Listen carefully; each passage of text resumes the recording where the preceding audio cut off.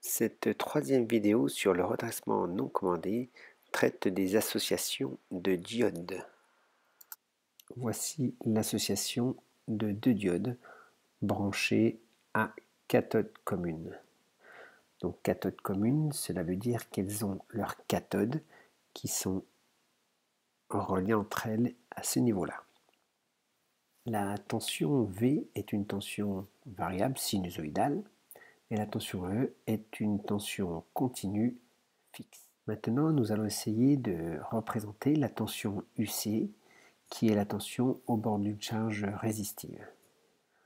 Donc, lorsque des diodes sont branchées à cathode commune, c'est la diode qui a son anode au plus haut potentiel qui conduit. Je représente ici en pointillé la première zone entre 0 et ce petit intervalle qui est ici. Et bien, sur ce petit intervalle, nous avons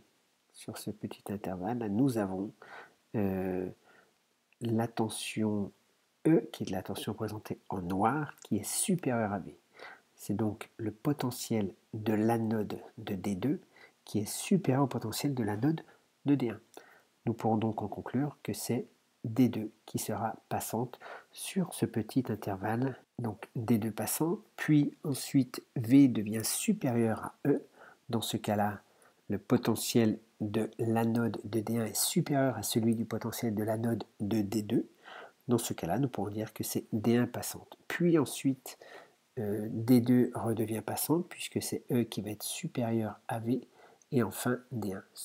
Lorsque D1 est passante, dans ce cas-là, D1 est considéré comme étant un fil, puisque nous considérons la diode parfaite. Dans ce cas-là, UC égale AV.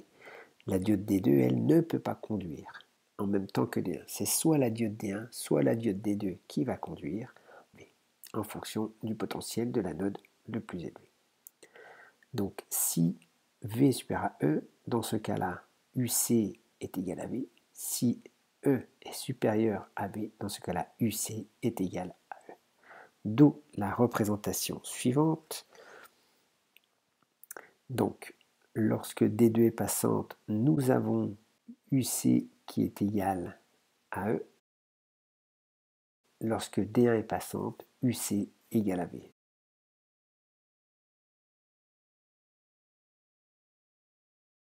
« 5,1,2 diode à anode commune.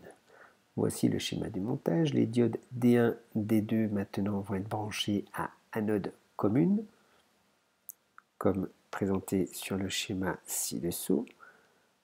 Donc l'anode commune, eh bien, elle se situe à ce niveau-là. Lorsque des diodes sont branchées à anode commune, c'est la diode qui a sa cathode au plus bas potentiel qui conduit.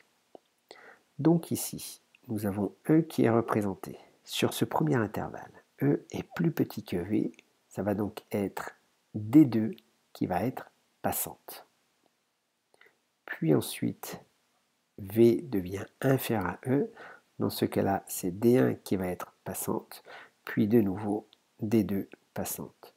D'où la représentation, je représente ici en pointillé E. Et bien lorsque D2 est passante, nous avons dit que c'était E.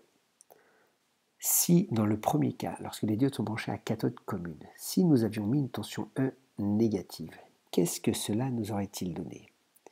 Eh bien, nous n'aurions pas du tout obtenu quelque chose comme ceci, si E avait été négatif, pour la simple raison, c'est qu'il ne faut pas oublier que le courant descend les potentiels. Ce qui veut dire que si E ici est négatif, le courant, lorsque ce serait la diode D2 passante, le courant circulerait de ce sens-là.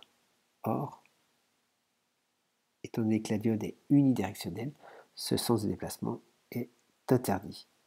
Ce qui veut dire que lorsque nous avons une tension E qui est négative, la diode D2 ne serait jamais passante. Nous aurions obtenu, donc je suppose que E serait négative et non plus positive comme le cas précédent, et bien jamais la diode D2 serait passante. Donc dans ce cas-là, nous aurions eu ici D1, ici aucune diode passante, puis ensuite de nouveau D1. je vous propose ici un exercice où vous avez une charge inductive qui est alimentée par une tension U1 sinusoïdale par l'intermédiaire d'une diode. Quelle est l'allure des tensions U1, UC et VD? Je vous laisse observer l'allure du courant qui est ici. On vous donne cette forme-là. Maintenant, à vous de réaliser les différentes représentations et nous nous retrouvons dans 2 minutes.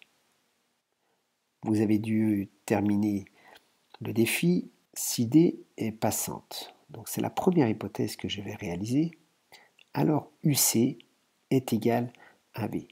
Tout simplement parce que je considère la diode comme étant égale à un fil. UD égale 0. Si D maintenant est bloqué, alors IC égale 0.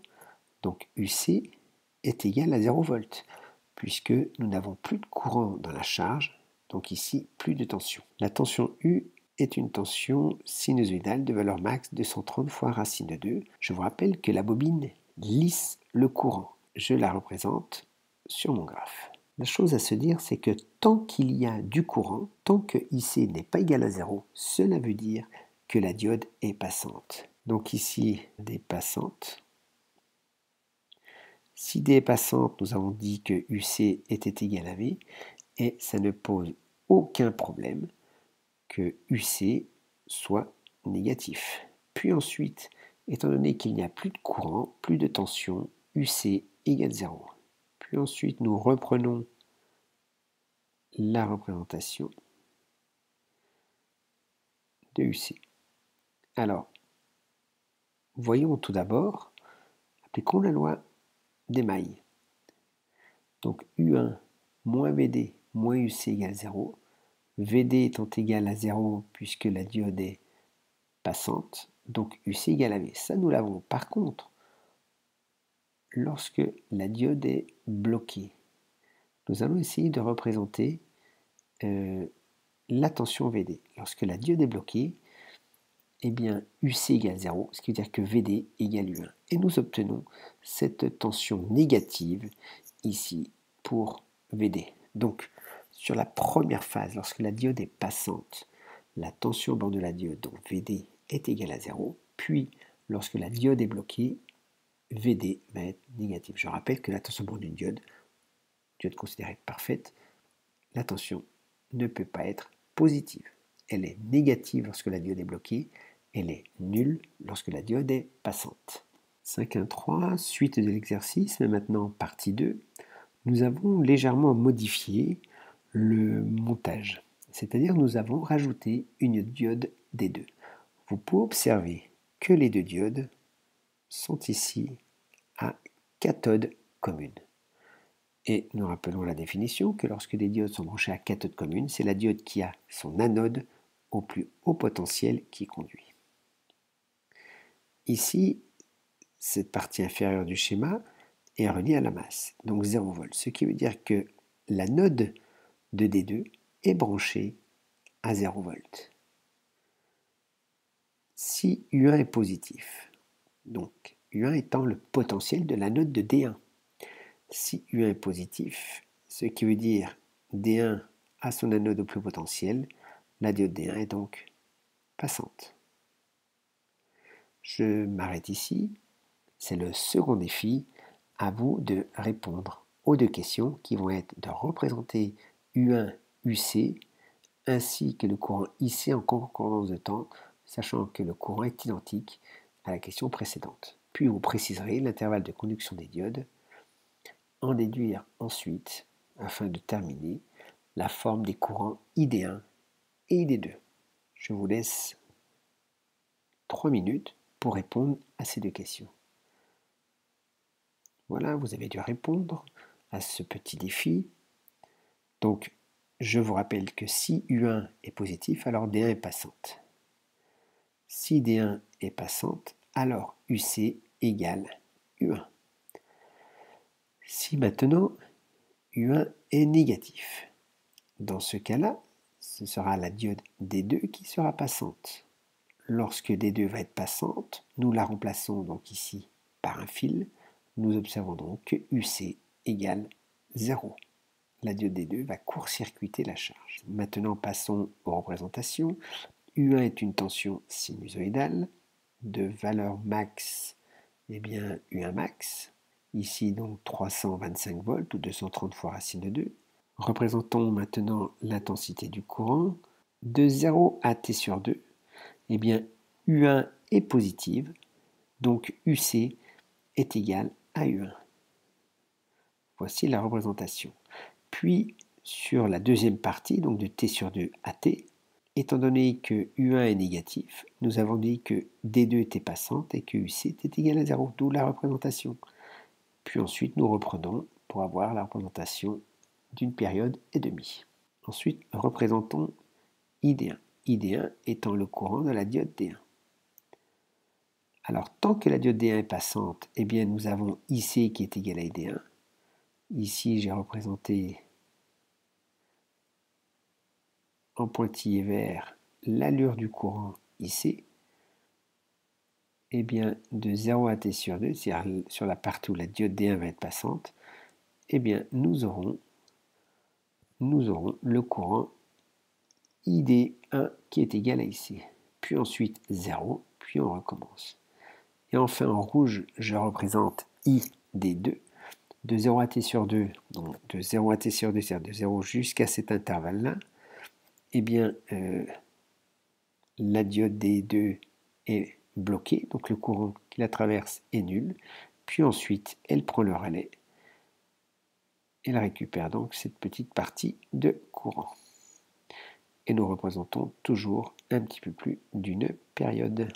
J'espère que ce petit exercice vous aura bien aidé. Je vous rappelle que sur la fin de la représentation, ici en rouge, vous avez I D2.